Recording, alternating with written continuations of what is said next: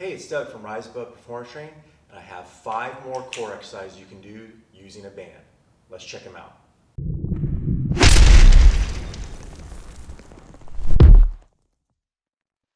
When I was working with some of my athletes the other day, we were doing some of these band core exercises, and I remembered a few years back, about 3 years ago, I did a video on 4 core exercises that we like with the band.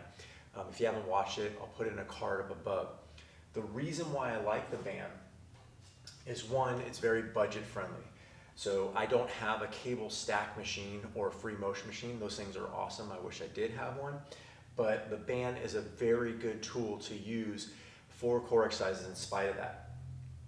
Also, the band increases resistance as you go along. So there's a kind of a tension build. It's very easy to start, and you can kind of make it as hard as you want by either movement or distance when you bring the band out. So that's also nice as well, where the weight kind of stays fixed through the movement. So a weight stack, it could be kind of hard to move in the beginning, where a band might be a little bit easier and you kind of build tension as you go along.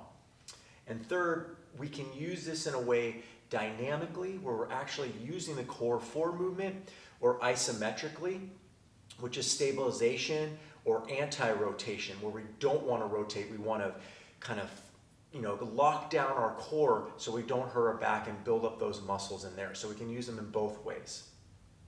So the first exercise we're going to do is a very basic dynamic movement, which is a rotation, a core rotation. Very good for rotational athletes, obviously. So golfers, baseball, softball. What we're going to do is we're going to have the band starting with a little bit of tension. I'm going to put both my arms straight out, and I kind of drop my shoulders.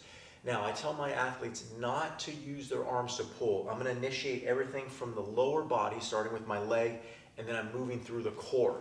So I'm tightening up, pivoting, and then controlling back.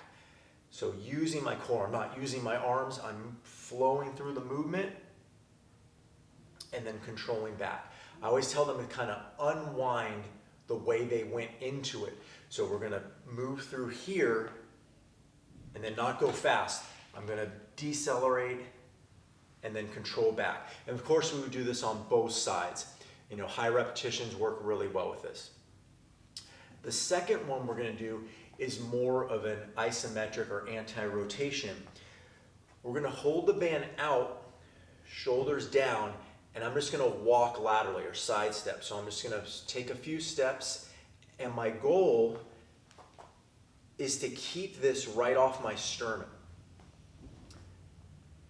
And I take a few steps back, very slow. And as you can see, my hands aren't moving around too much. I'm trying to keep that in that position. The other thing I'm not doing is trying my best not to counterbalance, so I keep this more stable.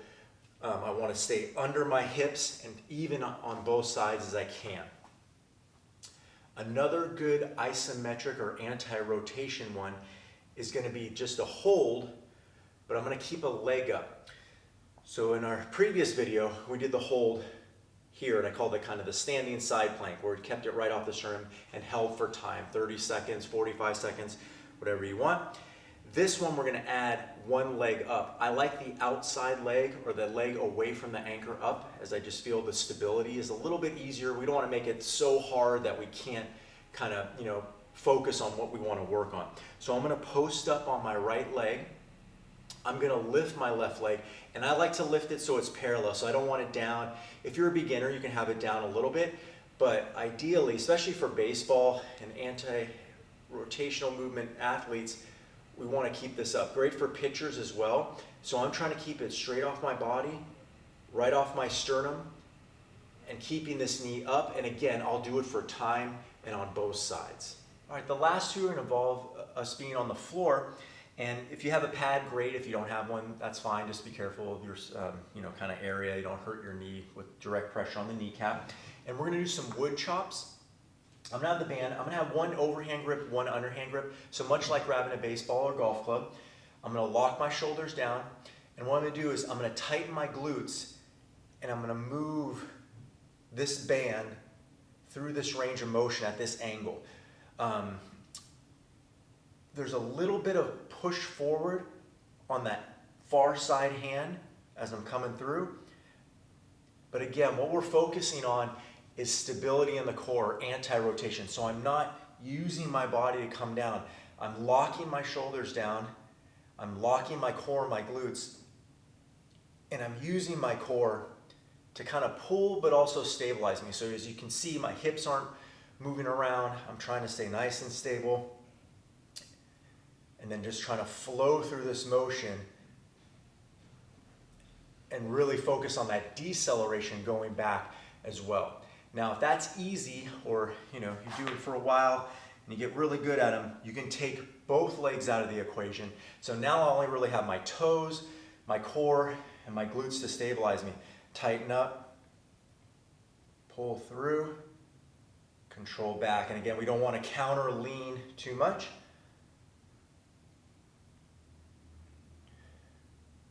I'm going to reset, tighten my glutes, pushing through, and then controlling back. So there you have it, a few more core exercises using the bands. I really appreciate you guys watching. If you like the video, please like it down below. Also consider subscribing as I put out a new video every week.